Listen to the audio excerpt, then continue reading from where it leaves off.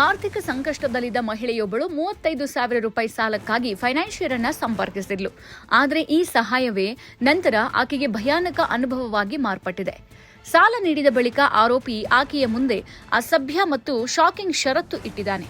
ಜನವರಿ 5ರಂದು ಸಂಜೆ ಮಹಿಳೆ ಫೈನಾನ್ಷಿಯರ್ ಕಚೇರಿಗೆ ತೆರಳಿ 35,000 ರೂಪಾಯಿ ಸಾಲ ಪಡೆದಿದ್ಲು. ಅದಕ್ಕಾಗಿ ಖಾಲಿ ಚೆಕ್ ಮತ್ತು ಪ್ರಾಮಿಸರಿ ನೋಟ್ಗೆ ಸಹಿ ಕೂಡ ಮಾಡಿಸಿದ್ದ. ಮಾರ್ಚ್ ತಿಂಗಳಿನಿಂದ ಪ್ರತಿ ತಿಂಗಳು 10,000 ರೂಪಾಯಿಯಂತೆ ಹಣ ಮರಳಿ ನೀಡೋದಾಗಿ ಒಪ್ಪಂದವಾಗಿತ್ತು. ಆದರೆ ಮಾರ್ಚ್ 7ರಂದು ಪರಿಸ್ಥಿತಿ ತೀವ್ರವಾಗಿ ಬದಲಾಗಿದೆ.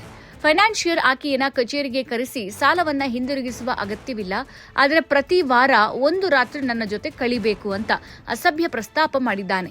ಇದಲ್ಲದೆ ಪ್ರತಿ ವಾರ ಒಂದು ರಾತ್ರಿ ಬದಲಾಗಿ ವರ್ಷಕ್ಕೆ 5ರಿಂದ 6 ಲಕ್ಷ ಕೊಡ್ತೀನಿ ಅಂತ ಹೇಳಿ ಆಕೆಯನ್ನ ಒತ್ತಡಕ್ಕೆ ಒಳಪಡಿಸಿದ್ದಾನೆ. ಮಹಿಳೆ ಈ ಪ್ರಸ್ತಾಪವನ್ನ ಸ್ಪಷ್ಟವಾಗಿ ತಿರಸ್ಕರಿಸಿದ್ರೂ ಆರೋಪಿ ತನ್ನ ಕಿರುಕುಳವನ್ನ ನಿಲ್ಲಿಸಿಲ್ಲ. ಫೋನ್ ಕಾಲ್ಗಳು, ಬೆದರಿಕೆಗಳು, ಒತ್ತಡಗಳು ಮುಂದುವರಿದ್ವು. ಈ ಹಿಂಸೆಯಿಂದ ಮಹಿಳೆ ಮಾನಸಿಕವಾಗಿ ಸಂಪೂರ್ಣ ಕುಗ್ಗಿಬಿಟ್ಲು. ಆಕೆಯ ಉದ್ಯೋಗಕ್ಕೂ ಪರಿಣಾಮ ಬೀರಿದ್ದು, ಕಿರುಕುಳದಿಂದ ಕಂಪನಿಯ ಮಾಲೀಕರು ಕೆಲಸದಿಂದ ತೆಗೆದುಹಾಕಿದ್ದಾರೆ ಅಂತ ತಿಳಿದು ಬಂದಿದೆ.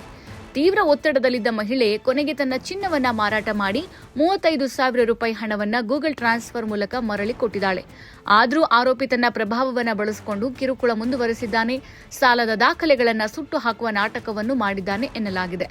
ಈ ಘಟನೆ ಬಗ್ಗೆ ದೂರು ದಾಖಲಾದ ನಂತರ ಪೊಲೀಸರು ತನಿಖೆ ಕೈಗೊಂಡಿದ್ದಾರೆ. ಪ್ರಾಥಮಿಕ ತನಿಖೆಯಲ್ಲಿ ಫೋನ್ ಸಂಭಾಷಣೆಯ ರೆಕಾರ್ಡಿಂಗ್ ಸೇರಿದಂತೆ ಪ್ರಮುಖ ಪುರಾವೆಗಳು ಸಿಕ್ಕಿವೆ. ಮಹಿಳೆಗೆ ಮಾನಸಿಕ ಹಿಂಸೆ ನೀಡಿದ ಆರೋಪದಡಿ ಪ್ರಕರಣ ದಾಖಲಿಸಿ ಆರೋಪಿಯನ್ನ ಬಂಧಿಸಲಾಗಿದೆ.